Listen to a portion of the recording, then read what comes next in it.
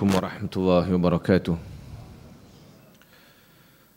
الحمد لله نحمده ونستعينه ونستهديه ونستغفره ونؤمن به ونتوكل عليه ونعوذ بالله من شرور أنفسنا ومن سيئات أعمالنا من يهده الله فلا مضل له ومن يضلل فلا هادي له أشهد أن لا إله إلا الله وحده لا شريك له وأن محمدا عبده ورسوله المبعوث رحمة للعالمين أرسله الله بشيرا ونذيرا بين يدي الساعة فأدى الأمانة وبلغ الرسالة ونصح الأمة وجاهد في الله حق جهاده اللهم صل وسلم وبارك على حبيبنا وشفيعنا وزخرنا وقدوتنا وأسوتنا محمد الرحمة المهدى والنعمة المسدى وعلى آله وصحبه ومن تبعه ونصره ووله أما بعد.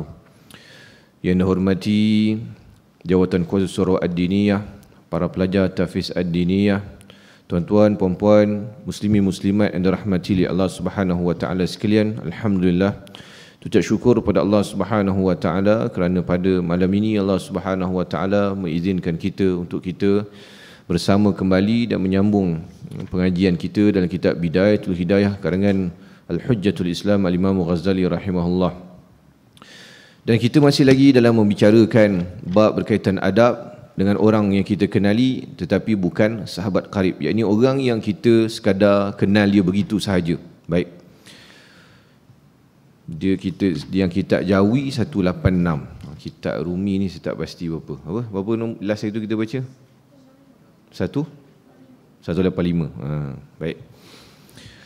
Dan hendaklah engkau mendengari segala percakapan mereka, kata Al-Imam Ghazali rahimahullah, wa nafa'ana bihi bi'ulumi fid darain, yang benar, dan tidak mengambil peduli dengan perkataan mereka yang batil atau keji, dan hendaklah engkau menyebutkan kebaikan mereka dan berdiam dalam memperkatakan kejahatan mereka. Adab seterusnya yang disebut oleh Imam Ghazali rahimahullah adalah walaupun orang tersebut kita sekadar kenal, dia bukan sahabat baik ataupun sahabat karib kita, sekadar kita kenal dia biasa saja, tetapi menjadi adab kita adalah bila orang bercakap, kita kena dengar apa dia cakap. Ini ditunjukkan oleh baginda Nabi sallallahu alaihi wasallam. Sebab tu bila kita baca kitab Syama'il Al-Muhammadiyah, di sini Al-Imam Tirmizi meletakkan hadis di mana Nabi sallallahu alaihi wasallam kalau ada orang datang bercakap dengan Nabi, Nabi akan memalingkan seluruh badan baginda untuk memberi perhatian kepada orang tersebut sedang menyampaikan sesuatu. Nabi akan mendengar.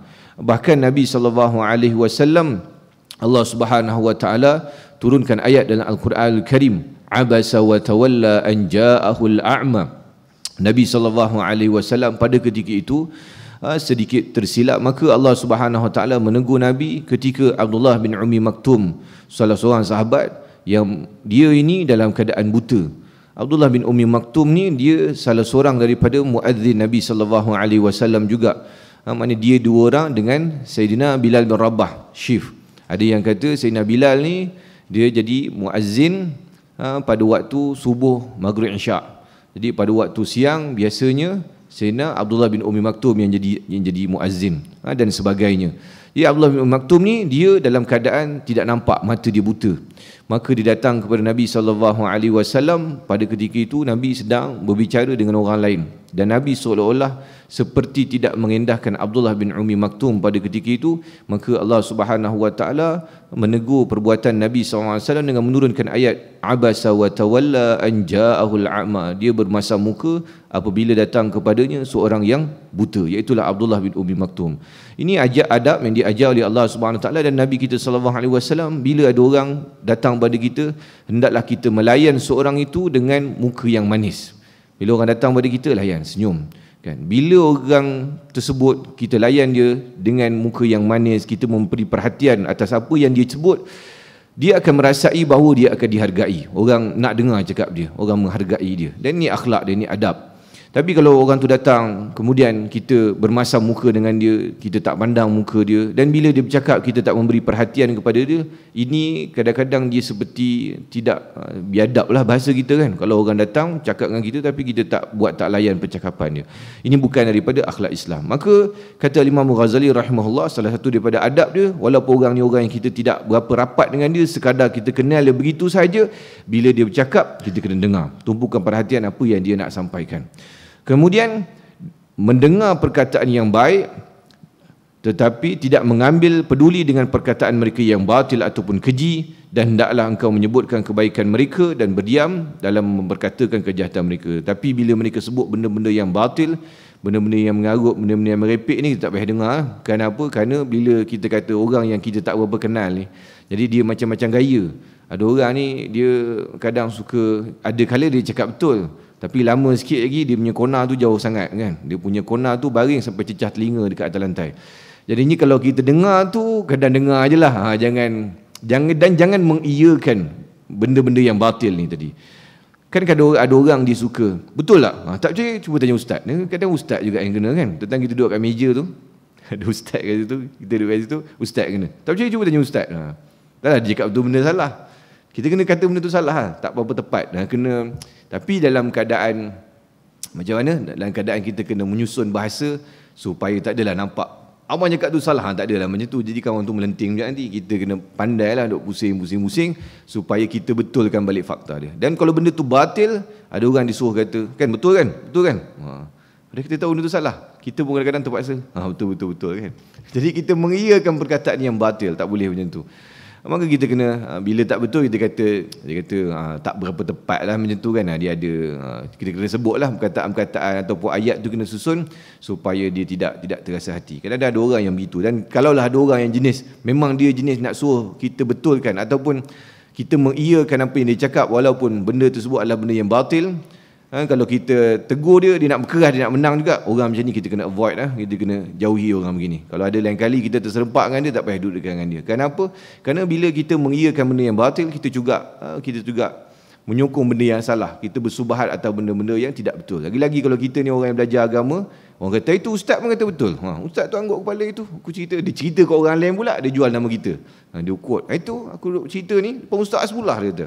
Ustaz Asbullah pun angguk kata je, dah nama kita pula kena jual sekali kan. Jadi tak perlu, elakkan daripada cakap dengan orang begini. Dan bila menyebutkan kebaikan mereka, kita kena sebut lah. Kalau orang tanya tentang dia, kita kena sebut kebaikan. Orang ni memang baik orang dia. Walaupun kita tahu di sana ada keburukan-keburukan. Kerana manusia ni dia tidak 100% sempurna. Pasti akan ada kelemahan. Kalaulah kita ni orang cari kelemahan kita, pasti akan jumpa 101 kelemahan yang ada pada diri kita. Seperti mana kita ni kalau pergi Roblox, kalau kena polis ataupun JPJ tu yang jenis strict, mesti jumpa punya sangkut. Bunga tak cukup, bawa kereta pakai selipar, tinted gelap, nombor plate tak kena jarak, mesti ada kena punya. Wiper tak bergerak sebelah kan. Tapi kalau orang tu jenis tak kisah ke jalan-jalan, dia tengok lebih kurang dia jalan-jalan. Biasanya geng ustaz-ustaz kan berkopiah, ustaz-ustaz jalan-jalan. Dia tak jumpa salah lah, dia tak cek sangat. Sama juga kita dengan manusia ni. Kalau kita duk perhati ke orang ni, nak cari salah dia, mesti kita akan jumpa 101 kesalahan. Tapi bila tentang kesalahan orang ni, kita kena tutup. Ni aib orang. Kenapa? Kerana kita pun ada salah, kita pun tidak sempurna juga. Tapi bila kebaikan orang, kita kena sebut. Kalau orang tu buat baik, kita kena cakap dia, ni kau ni buat benda yang bagus, Alhamdulillah. Istiqamah lah buat benda begini kan. Kita puji dia. Mudah-mudahan bila dia buat kebaikan, kita sebut kebaikan dia tu, kita puji kebaikan dia tu, dia semangat untuk istiqamah dalam kebaikan dia. Dia terus menerus dalam kebaikan dia. Dan kita berdiam diri daripada kejahatan dia tu. Mudah-mudahan Allah Subhanahu Wa Taala, satu, lindung aib kita. Keduanya, kita tak nak Allah Subhanahu Wa Taala uji kita dengan ujian yang kawan ni terima. Kenapa? Kerana orang ni kadang-kadang dia melakukan kejahatan disebabkan ujian Allah Subhanahu Wa Taala pada orang tu. Kita tak tahu ujian yang Allah Ta'ala beri kepada setiap orang ni berbeza. Ada orang yang Allah Ta'ala uji dengan akhlak, ada orang yang Allah Ta'ala uji dengan isteri, ada orang yang Allah Ta'ala uji dengan pak mentua, ada orang yang Allah Ta'ala uji dengan kerja dia, Allah Ta'ala uji dengan kewangan dia, macam-macam, dengan kesihatan dia. Jadi kita tak tahu dia ni tengah diuji macam mana. Kadang-kadang mungkin dalam pandangan mata kasar kita akan nampak, apalah orang ni buat macam ni kan. Kita kata, kenapalah macam ni. Tapi kita kena banyak bersangka baik. Mungkin dia ada masalah, kita mungkin tak tahu. Jadi kalau kita menyebut keburukan orang tu, dalam keadaan kita tak tahu sebenarnya apa yang dia sedang alami. Boleh jadi satu hari nanti Allah Ta'ala akan uji kita benda yang sama, silap-silap kita jadi lagi teruk daripada dia. Berapa ramai orang yang sibuk kata pasal orang lain, keburukan pasal orang lain, orang ni buat itu, orang ni buat ini, tetapi bila Allah Ta'ala uji benda yang sama kat dia, dia punya melingkup, 2 kali melingkup daripada orang yang dikata tu tadi. Jadi sebab tu kita kata dalam bab perkataan ni kita kena hati-hati. Dan kita telah baca dalam kitab ini banyak yang disebut ataupun dinasihati oleh Imam Ghazali rahimahullah berkaitan dengan perkataan-perkataan yang kita ucapkan. Kita ni hidup ni, jangan duk fikir orang sangat. Jangan duk fikir orang tu, itu, orang duk itu ini. Fikir diri sendiri. Kalau kita duk sibuk fikir diri sendiri, kita akan tengok, orang ni nampak macam gini, tapi mungkin dia jauh lebih baik daripada aku, pandangan dia pada mata Allah Subhanahu Wa Taala. Kadang-kadang kita tengok orang tu, kenapa orang ni semayang macam gini ya? Tapi dalam hati kita kata, mungkin orang ni walaupun dia semayang nampak macam tak sempurna, mungkin kerana dia kurang ilmu, tapi mungkin solat dia Allah Ta'ala pandang, mungkin solat dia Allah Ta'ala terima banding dengan solat aku. Jadi kalau kita duk sentiasa dalam hati kita sebut orang lain jauh lebih baik daripada kita, orang ni nampak macam ni tapi dia mungkin pada pandangan Allah dia lebih baik daripada kita, kita tak tahu apa amalan dia, mungkin dia jaga mak ayah dia, mungkin dia bangun malam, kita tak tahu. Benda-benda yang kita nampak ni benda-benda zahir. Benda-benda zahir ni dia tak berapa tepat pun, kan? Benda-benda zahir ni tak berapa tepat pun. Kita tengok orang boleh menipu dari sudut zahir dia. Seperti mana orang boleh menipu dekat media sosial, kan? Dekat media sosial nampak dengan benda-benda baik orang boleh tunjukkan. Tetapi benda yang belakang tu orang yang tahu-tahu je tahu, kan? Saya adalah dalam kalangan kenalan keluarga ni juga jadi viral cerita, kan? Kita tahulah ahli keluarga kita. Jadi saya dengar benda tu viral, isi saya tag saya. Kita faham. Maknanya apa yang orang duk komen, duk sebut tu, benda tak betul pun. Kenapa? Kerana kita yang tahu cerita. Kenapa? Kerana orang akan melihat kepada zahir. Jadi kita ni disebabkan tak tahu apa sebenarnya orang ni di sisi pandangan Allah Subhanahu Wa Taala, cerita dia sebenarnya, maka lebih baik kita ni bersangka dengan sangkaan baik pada orang. Jadi bila tengok orang, kalau kita sentiasa latih diri kita, tengok orang ni mungkin jauh lebih baik daripada aku, orang ni mungkin tak buat dosa banyak macam aku, orang ni kalau dia buat dosa pun mungkin dia buat dosa dalam keadaan jahil, dia tak tahu, sedangkan aku buat dosa dalam keadaan aku tahu. Jadi kalau kita tengok benda-benda begini, maka kita akan lama-lama kita akan belajar untuk tawaduk, rendah diri, rasa orang jauh lebih baik daripada kita, dan kita tak ada masa nak mikir pasal keburukan orang lain. Hari ni orang sibuk pasal keburukan orang lain, kan? Kalau cerita-cerita pasal cerita-cerita yang memburukkan seorang ataupun membuka aib di media sosial dan sebagainya, yang komen tu bukan main sekali, yang tukang share tu bukan main sekali, kan? Kenapa? Kerana orang memang seronok cerita pasal orang lain, tapi dia lupa tentang diri dia sendiri. Baik. Dan janganlah engkau bercampur. Yang ni kita kena perhatikan perkataan Al-Imam Ghazali rahimahullah, apa yang berlaku pada zaman dia. Dan janganlah engkau bercampur dengan ulama ahlul fiqh pada zaman ini. Zaman ni bukan 2023. Ni Imam Ghazali tulis kitab ni lebih kurang 400 500 tahun dulu ni. Jangan engkau bercampur dengan ulama ahli fiqh pada zaman ini. Apatah lagi mereka yang hanya banyak sibuk dengan masalah khilafiyah, yakni ilmu masail al-khilafiyah dan perdebatan. Maka jauhilah mereka kerana mereka sentiasa menantikan kebinasaanmu dengan sebab sifat hasad yang ada di hati mereka. Ini nasihat Al-Imam Ghazali kepada penuntut-penuntut ilmu. Kerana kitab ni ditulis oleh ditulis kepada anak-anak murid Al-Imam Ghazali rahimahullah, penuntut-penuntut ilmu kepada Imam Ghazali. Imam Ghazali kata apa? Dia kata tak payah nak bercampur sangat dengan ulama-ulama fiqh yang sibuk bergaduh. Ilmu ni kita kena tahu ilmu ini. Tetapi dia ada perbezaan bila kita sebut ilmu ini untuk tujuan ilmiah, dengan kita sebut satu ilmu perbezaan pendapat ni untuk tujuan bergaduh. Dia dua benda yang berbeza, kan?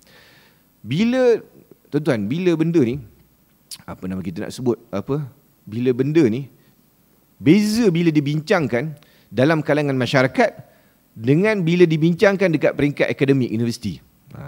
Bila benda tersebut, kan, dibincangkan dalam kalangan masyarakat, dalam kalangan orang-orang yang tak berapa faham sangat, dia jadi bergaduh, tuan-tuan. Benda-benda khilafiyah ni. Orang ni kata orang ni, benda yang umum, yang standard kita. Ramadan gaduh hari 28, kan? Bertahun-tahun bergaduh. Benda khilafiyah. Itu benda kecil-kecil tu pun kita bergaduh. Tuan-tuan tengok benda-benda yang lain. Memang benda-benda khilafiyah ni, benda-benda yang memang ulama' berbeza pendapat. Nak buat macam mana? Imam Ghazali, Imam Syafi'i kata begini, Imam Malik kata begini, ada sebagai ulama' kata pendapat begini, ada sebagai ulama' kata begini. Dan mereka ini atas ilmu masing-masing. Jadi bila ada perbezaan pendapat, maka kita kena berlapang dada. Tapi bila benda tersebut, khilafiyah ni, benda-benda khilaf-khilaf, terutama benda-benda berkaitan dengan fiqah ini, kita buat jadi dia benda perdebatan. Akhirnya benda tersebut sepatutnya memahamkan umat, menjadikan umat makin keliru tentang ilmu tersebut. Akhirnya tunggang langgang, tuan. Sebab tu kita kata dia ada perbezaan bila seorang tu menyebut satu perkara khilaf ini untuk pelajaran, untuk ilmu, dengan orang yang disebut benda tersebut nak tunjuk dia hebat. Ni dia dua benda yang berbeza. Sebab tu tuan-tuan, kat universiti dia tak pernah jadi masalah pun benda ni. Sebab apa? Sebab dalam kalangan, contohnya kita kata dekat Fakulti Pengajian Islam tu, orang faham benda ni. Sebab apa? Sebab semua tu bahas dari sudut akademik. Orang faham dia ada sebab dia sebut begini dari sudut akademik. Tapi bila orang sebut begini untuk akan kata sipulan ataupun asatizah ni mengajar benda tak betul, ikut pendapat betul begini. Sepatutnya dia kena sebut juga dengan berlapang dada. Ada juga pendapat begini, ada juga pendapat begini, terpulang. Saya lebih suka seperti mana cara penulisan atau penerangan Fadil Dr. Zulkifli Al-Bakri. Disebut beberapa pendapat. Contohnya orang tanya soalan pada dia akan clearkan pendapat pertama, pendapat kedua, pendapat ketiga, pendapat-pendapat daripada para ulama'. Last sekali baru disebut saya cenderung kepada pendapat sekian-sekian kerana hujah dia lebih kuat. Jadi begitu orang baca, orang pun faham kan. Kita bila orang awam baca, kita pun faham.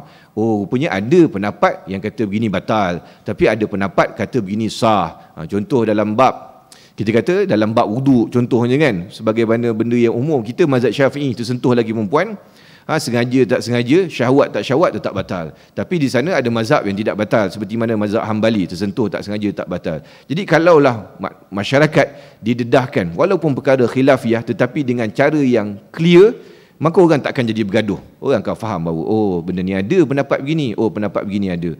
Tetapi kalau yang mengajar tu kadang-kadang dia lebih kepada nak tunjukkan dia sahaja yang benar ataupun pendapat dia sahaja yang benar, yang ni yang berlaku pada masyarakat ni hari ni, bukan hari ni je.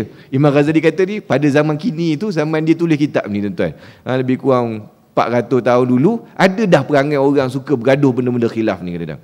Dan yang lebih memeningkan adalah orang awam yang akan pening. Dia akan tengok, banyak kali saya jumpa orang akan datang jumpa saya, dia kata, Ustaz, mana satu pendapat yang betul Ustaz? Yang ni kata macam ni, yang ni kata macam ni. Ustaz ni kata pendapat ni betul, pendapat ni salah. Orang ni kata yang ni betul, yang ni salah.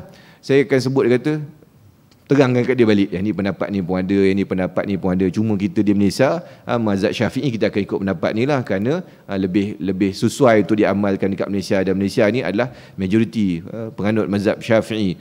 Jadinya orang akan clear balik, oh macam tu. Kadang-kadang kerana perkataan-perkataan kita ni menyebabkan perdebatan. Dan Imam Ghazali kata minta jauhi. Kerana apa? Kerana kalau kita terlibat, ni Imam Ghazali kata, maka jauhkanlah mereka kerana mereka sentiasa menantikan kebinasaanmu dengan sebab sifat hasad yang ada di hati mereka.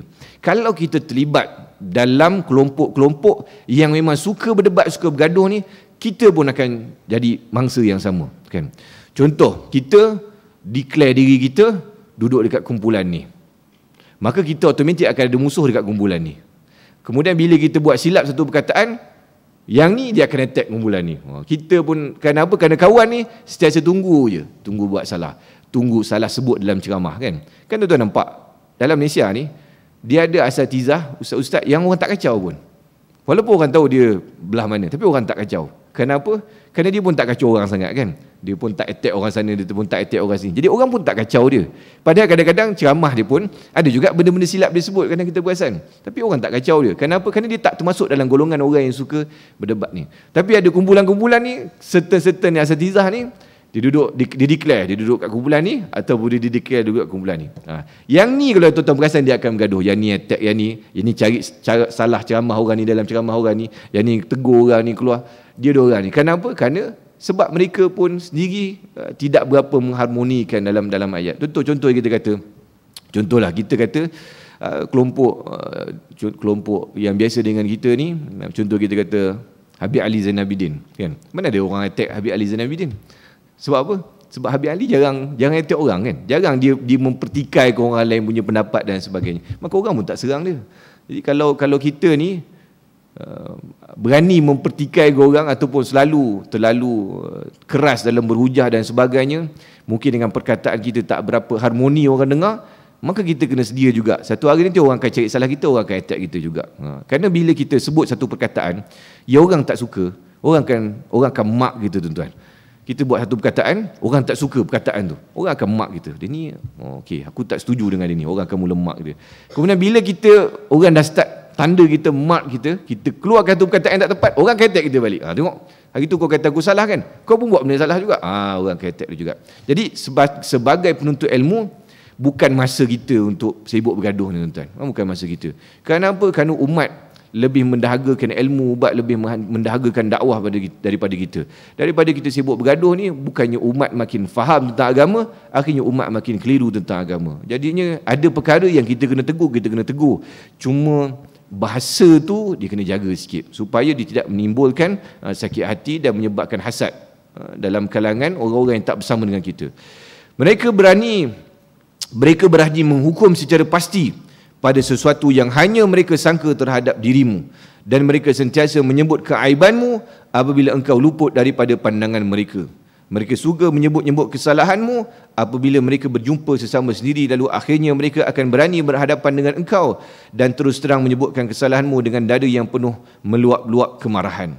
Dia, bila kita membiasakan diri kita dengan satu perkara, contoh, kita membiasakan diri kita dengan sibuk cari salah orang, tunjuk tak puas hati pada orang dan sebagainya, benda ni akan berkekalan kepada kita. Dan orang ni dia akan sifatnya akan berterusan pada kita.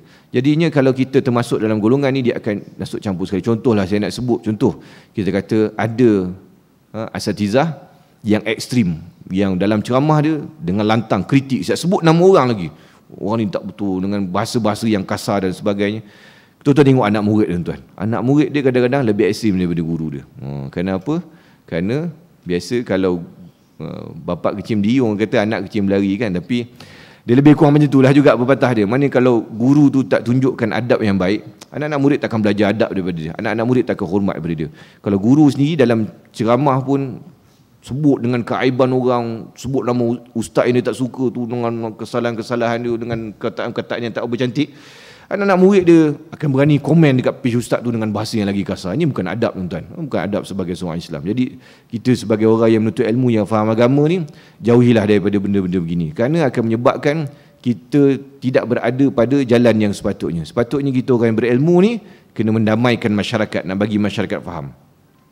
Ketika itu mereka sudah tidak memaafkan lagi sebarang kesilapanmu, yang tidak mengampuni apa jua ketelanjuranmu dan tidak menutup keaibanmu. Bahkan mereka akan menghitung segala kesalahanmu yang halus-halus. Dia tak tahu aib dah. Kalau dia tahu salah kita, dia sebut tu terang-terang. Dia tak erti cover lagi dah. Ni kita kata kena elakkan. Bahkan mereka akan menghitung segala kesalahanmu yang halus-halus. Mereka sebenarnya sangat hasad kepadamu atas segala nikmat yang engkau dapatkan, sama ada besar atau kecil. Setelah itu mereka menggalakkan orang lain pula supaya memusuhimu. Untuk itu mereka suka menabur fitnah dan berita-berita bohong, dan seandainya mereka suka kepadamu, maka itu hanya satu kepura-puraan sahaja. Dan jika mereka marah kepadamu, maka yang tersimpan dalam hati mereka lebih daripada apa yang mereka zahirkan lagi.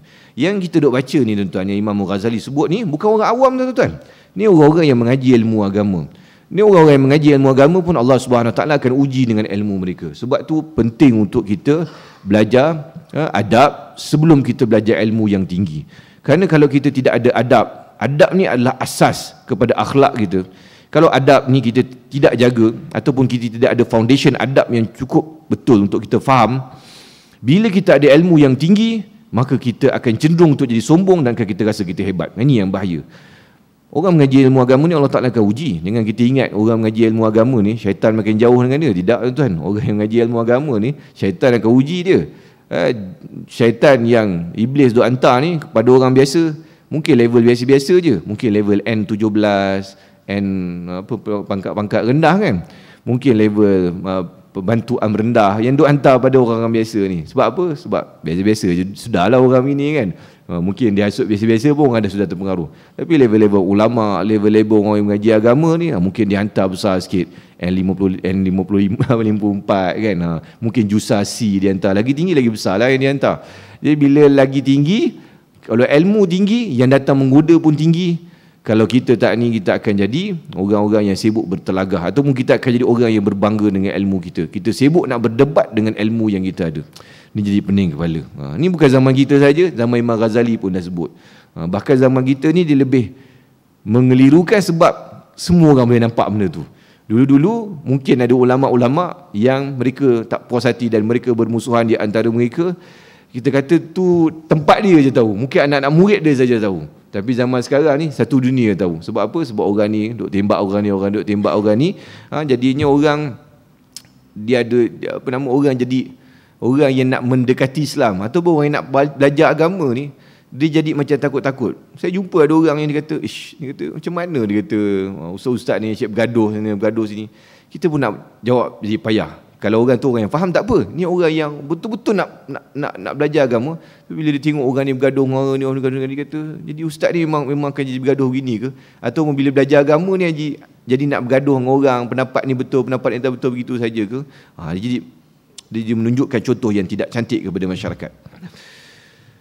Dan jika mereka zahir mereka diperhiasi dengan pakaian yang indah, tetapi hati mereka seperti serigala, kata Imam Ghazali. Zahir nampak macam indah lah, dengan pakai pakaian seperti orang yang faham agama. Kadang-kadang pakai pakaian macam pakaian sunnah, tapi akhlak tu tidak seiring dengan sunnah. Imam Ghazali kata pakaian indah tapi hati macam serigala, sibuk cari salah orang, sibuk untuk maki orang, sibuk untuk kritik orang dan sebagainya dengan bahasa-bahasa yang tidak cantik. Waktu kalau kita ni ada Facebook ke, kita punya WhatsApp punya profile picture ke, kalau kita ni jenis orang yang suka post bahasa-bahasa yang tak elok, tukarlah profile picture tu, tak payahlah pakai serban, pakai ridak kan.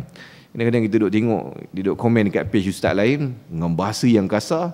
Profile picture bukan main pakai serban, pakai ridak kat bahu, kain sugi kat telinga, minyak atar dalam poket. Pakai cantik dah, dengan lambang capal. Kita kata bagus lah macam tu, alhamdulillah. Tapi bahasa tu kena jagalah juga kan. Bila komen tu, orang tengok macam dengan perkataan dia memaki seorang lain tu, kita kena ingat orang yang dia maki tu adalah seorang Islam juga. Dan seorang Islam, dan kadang-kadang yang dia maki tu adalah orang ilmuwan, orang yang faham agama. Cuma pendapat saja berbeza. Pendapat berbeza yang kita kata, ini terpulang lah, dah dia pilih pendapat macam tu. Dia pun ada asas kenapa dia pilih pendapat begitu. Ada ulama' yang dia pegang juga pendapat begitu. Dan dia mungkin seorang yang soleh, dia jaga solat, dia memang orang yang soleh, orang yang jaga solat dia daripada zahir dia, kita nampak orang yang menyampaikan ilmu. Jadinya kalau kita tak setuju, boleh tak setuju. Cuma bahasa tu kena berhati-hati. Biarlah sepadan akhlak dengan kita.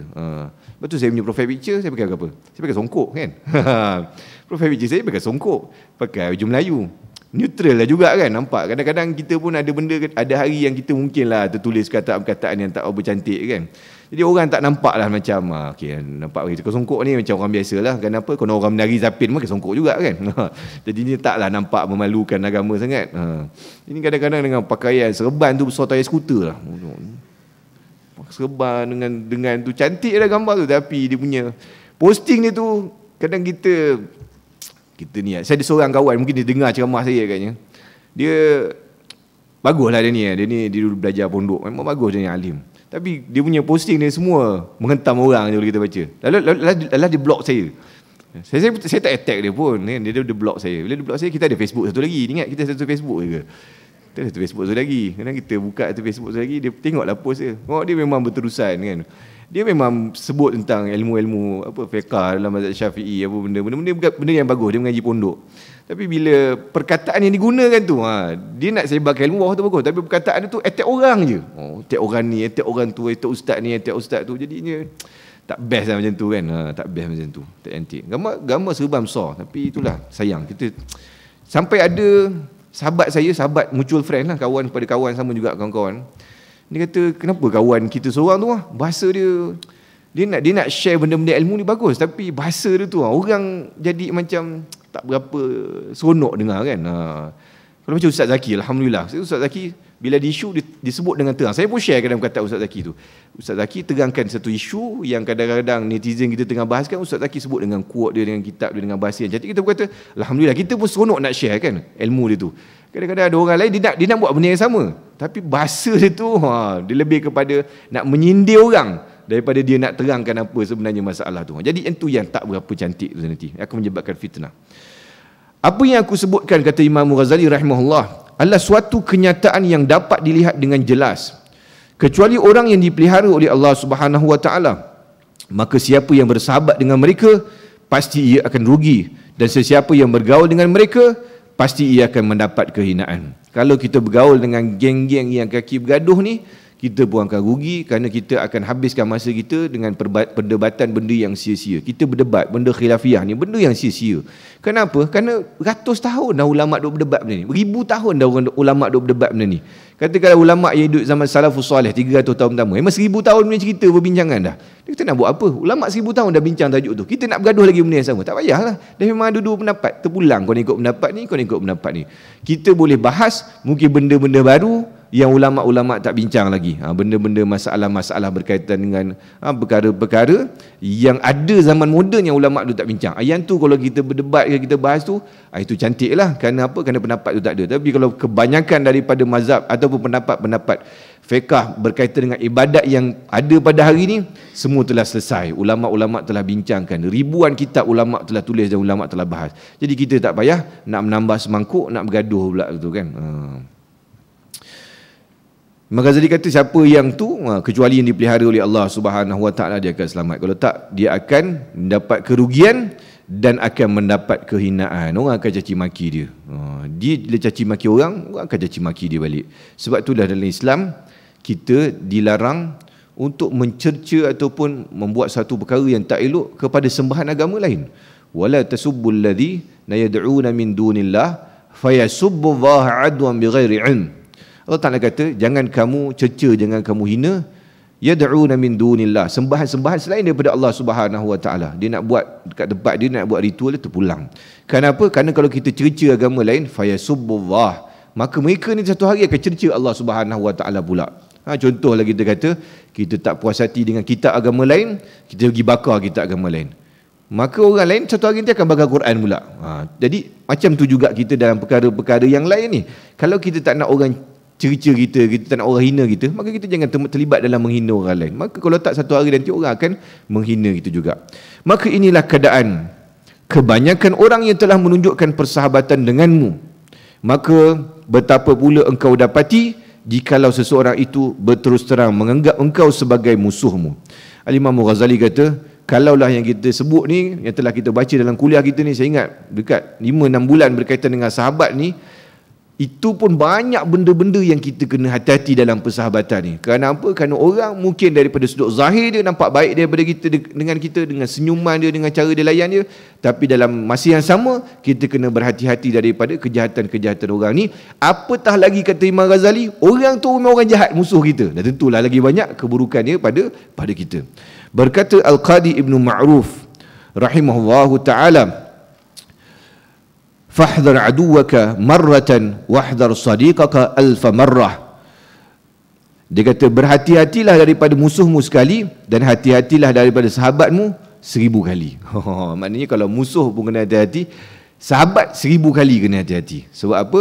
Sebab dalam ramai-ramai kawan kita, kita tak tahu siapa yang sebenarnya baik dengan kita ataupun siapa yang sebenar-benarnya pura-pura saja baik dengan kita, tapi belakang dia sebenarnya dia ada masalah dengan kita.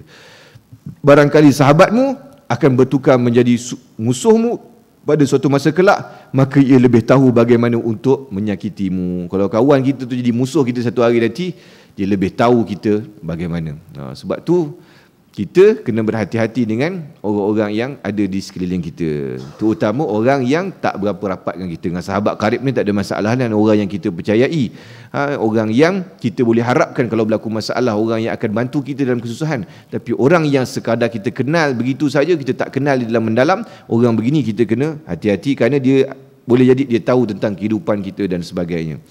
Dan berkata Abu Tamam dalam makna yang sama, artinya banyak musuh yang jadi daripada sahabatmu. Oleh itu janganlah engkau memperbanyak sahabat. Cuba engkau lihat kebanyakan penyakit adalah berpunca daripada makanan dan minuman. Makna dia kata kebanyakan orang yang jadi musuh ni sebab kawan. Bila berkawan rapat, satu hari ada benda yang tak kena.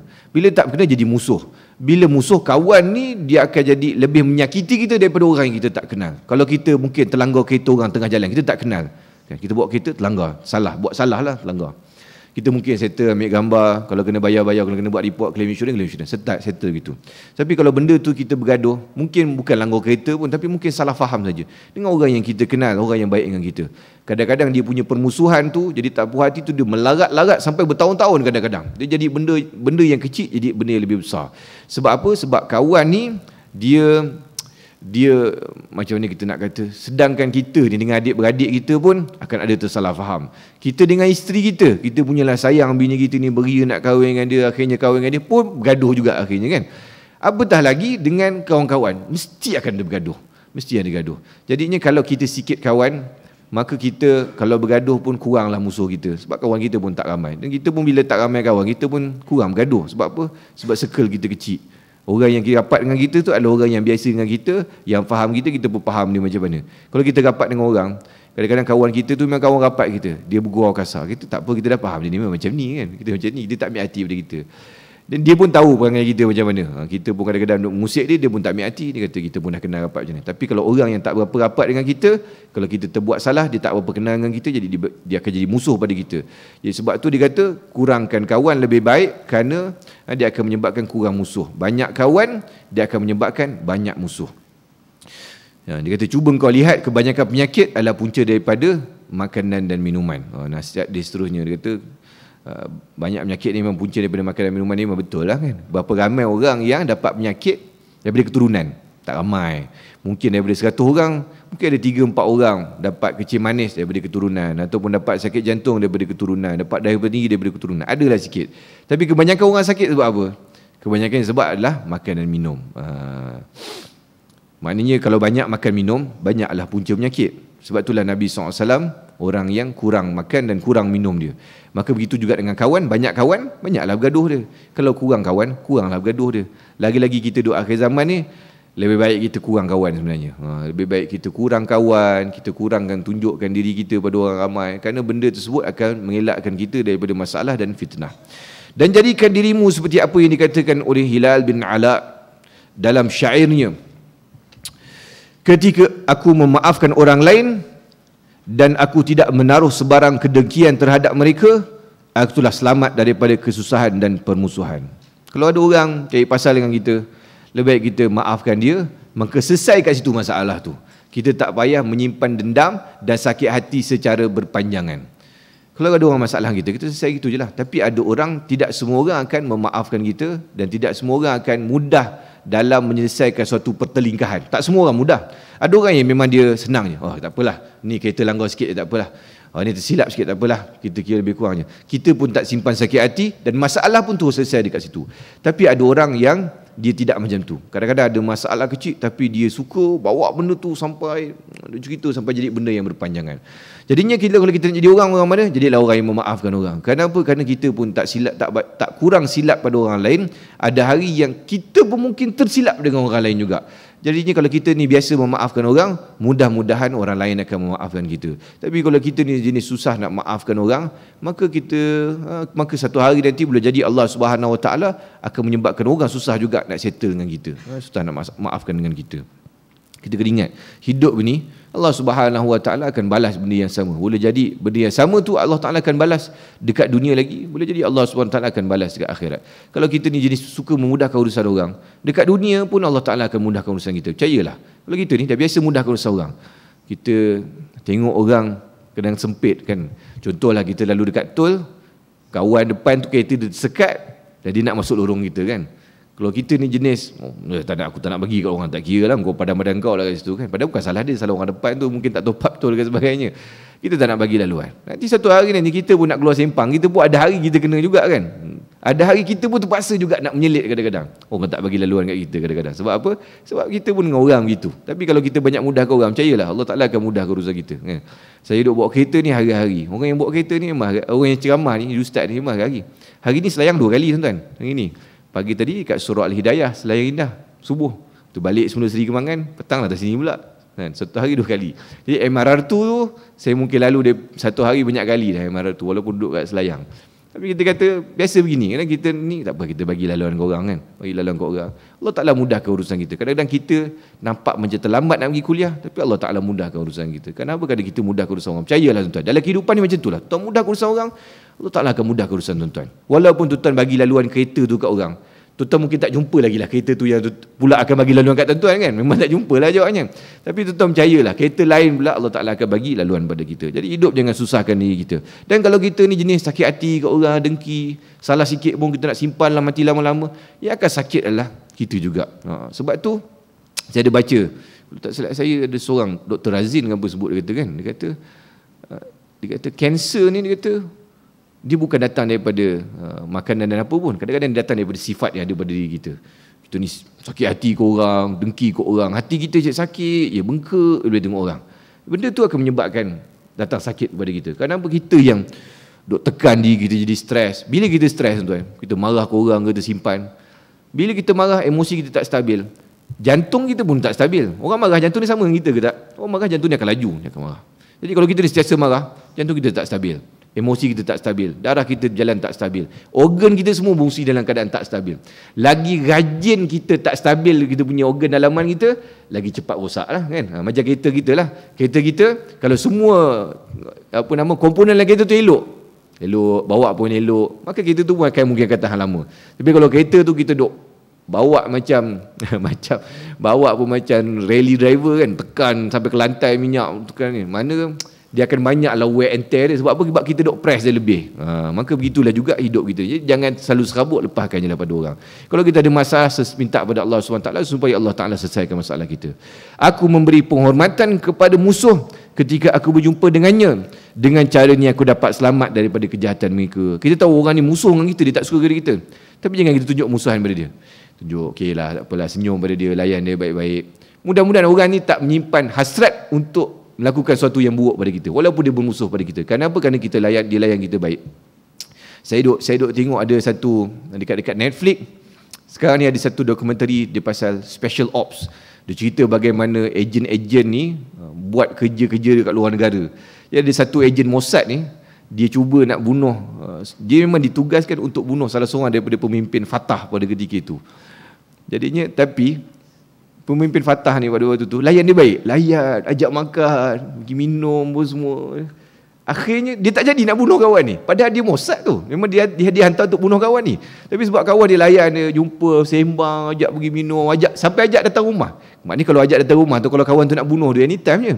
Tapi disebabkan kawan tu lain baik, Israel terpaksa hantar ejen seorang lagi pula nak kena bunuh kawan ni. Sebab apa? Sebab kawan ni dia dah macam berbelah bagi sebab orang baik dengan dia. Padahal dia datang dengan hasrat untuk bunuh orang tu, tugas dia, nampak? Sebab tu kita kata pendapat ni betul lah. Kalau kita jumpa musuh tu pun kita layan baik. Kita layan dia, berbual dengan dia, senyum dia apa semua. Mungkin kalau dia ada niat jahat pada kita, dia akan batalkan. Dia kata, tak apalah, tak jadilah nak buat. Orang ni baik sebenarnya dengan aku. Tak jadi. Itu adalah benda yang, satu tips yang kita boleh guna dalam kehidupan kita. Kalau orang tak suka kita, jangan kita tunjukkan sangat tak suka pada orang tu. Buat baik je lah. Ketika aku menunjukkan kegembiraan terhadap orang yang hendak aku marahi, maka aku berjaya memenuhi hatiku dengan kebahagiaan. Orang tu kita nak marah, tapi kita tunjuk kita happy je, maka kita pun akan happy. Sebenarnya aku masih belum selamat daripada kejahatan orang yang aku tidak kenali, maka betapa aku akan selamat daripada kejahatan orang yang sudah aku cintai. Cantik dia punya kata-kata dia ni. Orang yang kita tak kenal pun belum tentu kita selamat daripada kejahatan dia. Apatah lagi orang yang kita kenal, belum tentu, lebihlah kita kena hati-hati daripada kejahatan orang yang kita kenali ni tadi. Kerana orang ni lebih berbahaya kerana dia kenali kita lebih daripada orang lain. Manusia itu sebenarnya penyakit, dan cara menyembuhkannya hanya dengan tidak menyampuri urusan mereka. Tetapi memutuskan hubungan sama sekali adalah tidak baik, kerana itu bermakna memutuskan ukhuwah. Dia penyakit dia manusia ni, dia ada banyak penyakit lah. Maknanya penyakit hati. Lagi kurang kita campur dengan orang, lagi selamat kita daripada masalah orang tu. Mikrofon macam slow sikit. Kalau kita kurang campur orang ni ada macam penyakit. Penyakit ni kita sebut penyakit hati lah. Jadi kalau kita kurang campur orang, kurang kita terkena penyakit hati orang lain. Orang nak benci pada kita ke, orang hasad pada kita ke, orang tak suka kita ke, lagi kurang kita bercampur, lagi kurang kita terkena buruk orang ni. Macam COVID lah kan tuan-tuan. Maknanya kalau kita kurang bergaul dengan orang, kita tak bercampur dengan orang, tak bercampur dekat tempat orang ramai, kuranglah kita nak kena jangkitan. Tapi kalau kita bercampur orang ramai, maknanya cerahlah potensi kita nak kena jangkitan kan. Sama juga dalam masalah penyakit hati, kalau kurang kita bergaul dengan orang, kita akan selamat daripada penyakit-penyakit berkaitan dengan manusia ni tadi terhadap diri kita. Dan benda yang paling susah sekali adalah menguruskan manusia sebenarnya tuan-tuan. Menguruskan manusia. Kerana manusia ni ada macam-macam perangai, ada macam-macam PL, ada macam-macam latar belakang, ada macam-macam sifat, ada macam-macam naluri yang kita tak tahu dia ni macam mana sebenarnya. Sebab tu kalau tuan-tuan yang bekerja dengan mesin dengan tuan-tuan yang bekerja dengan orang, mana lagi senang? Tuan kerja dengan mesin. Kerja tuan-tuan, technician kilang. Repair mesin tu skru kan. Mana lagi mudah? Itu mudah tuan-tuan. Mesin tuan-tuan ni settle. Tapi kalau tuan-tuan kerja customer service. Jawab telefon hari-hari kan. Ni kerja dengan orang ni. Oh, stres. Kerja duduk kaunter. Hari-hari berhadap dengan orang. Stres. Kerja HR. Hari-hari berhadapan dengan orang. Stres. Yang ni bekerja ni cuti lah, yang ni tiba-tiba MC lah, yang ni tiba-tiba berhadapan dengan orang kan. Yang ni buat perangai begini lah, tak datang kerja lah, tak bagi surat, tak bagi apa. Kerja berhadapan dengan orang adalah kerja yang paling stres kerana manusia ni perangai macam-macam. Kerja dengan mesin, kerja dengan komputer, tuan programmer lagi senang. Tuan menghadap komputer, habis saja tuan balik. Kenapa? Kerana dia tak berhadapan dengan orang. Sebab tu kita kata, bila kita berhubungan dengan manusia ni, kita kena banyak hati-hati. Kenapa? Kerana manusia ni penuh dengan masalah. Jadi kalau kita banyak melayan dia, lagi banyak masalah yang ada dalam kepala kita, serabut kepala kita kan. Maka janganlah engkau mengganggu mereka, nescaya engkau selamat daripada gangguan mereka, dan hendaklah engkau mencari kecintaan mereka, kecintaan yang tulen. Maknanya seperti yang saya sebut tadi, kalau kita tak ganggu orang, orang pun tak ganggu kita. Selesai masalah. Tapi kalau kita rajin usik sarang tebuan, maka satu hari tebuan tu akan serang kita pula. Jadinya lebih baik kita jadi orang yang tenang, tak perlu sebut benda-benda yang kontroversi. Benda-benda yang kadang-kadang benda tu boleh sebut, tapi kalau dengan cara yang betul, insya-Allah tak ada masalah. Tapi kalau kita sebut dengan perkataan untuk cari gaduh dan sebagainya, maka keburukan akan kembali kepada kita juga. Apabila engkau mahu bersahabat dengan mereka, maka hendaklah engkau bersabar menghadapi perangai mereka, dan jadikanlah dirimu seakan-akan tuli, bisu, buta daripada kesalahan mereka, dan hendaklah engkau sentiasa melazimi ketakwaan. Kalau bila kita berkawan, maka kita akan hadaplah perangai-perangai macam ni kan. Sebab tu tuan-tuan, kalau kat pejabat, tips untuk tuan-tuan survive lama kat pejabat, tak tukar kerja selalu. Tuan-tuan tak peduli orang. Tuan-tuan pergi kerja, masuk pejabat, tuan-tuan buat kerja tuan-tuan, habis masa tuan-tuan caw kan. Tuan-tuan tak masuk duduk kat ahli mesyuarat tingkap. Tuan-tuan tak duduk semangkuk sekali dalam geng group WhatsApp yang duk mengutuk orang ni, duk berpuak. Tuan-tuan duduk kat situ, tuan-tuan akan jadi penyakit kan. Tuan-tuan jadi mula tak suka pada orang ni, tuan-tuan jadi bermusuh dengan orang ni, jadi gaduh dengan orang ni, tak suka orang ni, tak suka departmen ni, tak suka departmen tu. Serabut tuan-tuan. Memang kalau kita saya sebut tadi, kalau kita nak cari salah, tak puas hati, memang akan jumpa punya. Dan kalau kita ni duk tengok orang, duk dengar cerita orang, kita pun akan sakit hati. Jadi cara yang terbaik adalah kata Imam Ghazali ni mudah, dia kata apa? Kau kena sabar seakan-akan kau tuli, bisu dengan buta. Kau datang pergi pejabat, pedulilah orang nak kata, aku datang sini nak buat kerja aku, habis kerja aku selesai, balik pukul 5 aku nak caw. Kau orang nak pergi buat apa, kau ikut lantak kau orang lah nak buat apa kan. Ikut suka engkau lah. Dia kalau bahasa orang sekarang apa, pergi mampus lah kau nak buat apa kan. Dia punya bahasa dia kan, kau nak buat apa kat pejabat, kau nak kata apa, ikut suka kau orang lah, lantak kau lah. Aku kerja aku nak buat, so aku nak balik. Tuan-tuan kalau begini, selesai masalah tuan-tuan. Selesai masalah. Saya nak cerita lah juga, kita bila kerja kan, biasalah benda-benda macam ni akan jadi. Saya dulu kerja satu company, organisation international juga lah. Tapi bila organisasi international ni orang Melayu kan, orang Melayu ni bila ramai ingat pejabat ni, dia biasalah politik pejabat, ni cantas orang ni ambil kredit orang ni bergaduh pada orang ni kan. Dan orang yang duduk dekat sini ni bertukar je, kejap tukar, yang ni berhenti kerja, ni tukar department, ni bergaduh dengan bos, ni ada apa semua. Tapi orang yang ada kawan ni stay sampai ke hari ni, dia stay. Sebab apa? Dia jenis tak peduli ke orang. Dia datang, dia buat hal dia, lepas tu dia keluar. Makan bos orang, dia tak campur orang, dia keluar. Dia boleh stay. Sebab apa? Dia tak peduli ke orang lain. Lantaklah korang nak politik office ke, korang nak bergaduh ke apa, tu korang punya pasal lah. Dia buat kerja dia je. Kita akan boleh survive. Sama lah juga dalam masyarakat kita hari ni. Kalau tuan-tuan tak sibuk sangat pasal orang lain, tuan-tuan akan hidup dengan tenang. Tuan-tuan tak sibuk orang ni bergaduh dengan orang ni gosip orang ni. Tuan-tuan tak sibuk hal orang. Tuan-tuan buat hal diri tuan-tuan je. Tuan-tuan jaga keluarga tuan-tuan. Tuan-tuan duduk dalam majlis ilmu. Tuan-tuan jaga ibadat tuan-tuan. Tuan-tuan sibuk buat benda kebaikan, tak boleh benda yang tak elok ni. Maka kita akan hidup dengan tenang dan lebih baik. Dan orang pun tak kacau kita kalau kita tak kacau orang. Dan jadikanlah dirimu seperti perkataan ahli hikmah.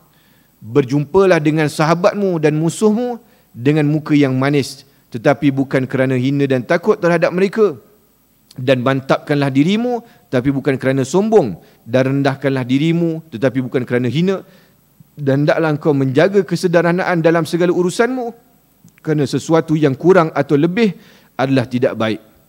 Bila berjumpa dengan orang, sentiasa senyum, buat muka manis, layan dengan baik, tak kiralah orang tu kawan kita ataupun musuh kita. Bukan kerana kita takut ataupun bukan kerana kita hina, tapi memang kita macam tu. Kita jenis baik, senyum, layan orang yang baik, maka kita akan selamat.